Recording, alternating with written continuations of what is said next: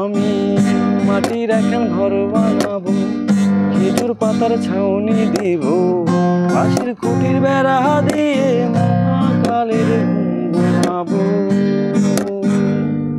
আমি মাটির এখন ঘর বানাবো, খেজুর পাতার ছাউনি দেব, বাঁশের খুঁটির বেড়া দিয়ে মহাকালের ঘুমাবো।